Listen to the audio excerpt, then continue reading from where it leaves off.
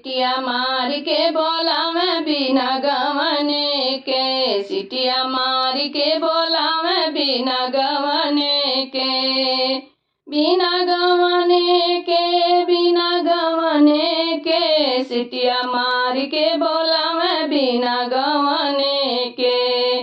गड़िया हमके बैठावे रे बिना गवने के, गड़िया हमके बैठावे बिना गवने के, सिटिया मार के बोलावे बिना गवने के, सिटिया मार के बोलावे बिना गवने के।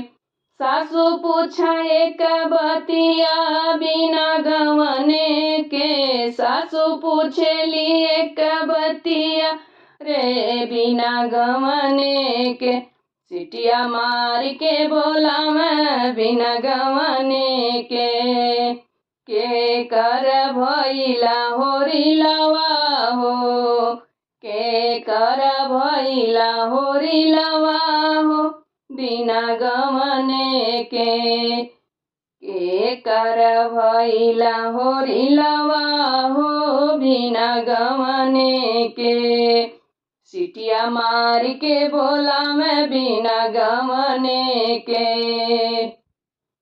जेठनी पूछली एक बतिया रे बिना गवने के, जेठनी पूछली एक बतिया रे बिना गवने के कर खेलावेलू होरिलवा हो बिना गवने के कर खेलावेलू होरिलवा हो बिना गवने के, सिटिया मार के बोलावे बिना गवने के, सिटिया मार के बोलावे बिना गवने के।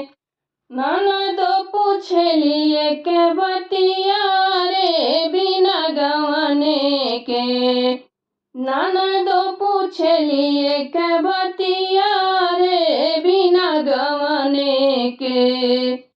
भौजी के करहुए होरिलवा रे बिना गवने के, भौजी के करहुए होरिलवा रे बिना गवने के, सिटिया मार के बोलावे बिना गवने के, सिटिया मार के बोलावे।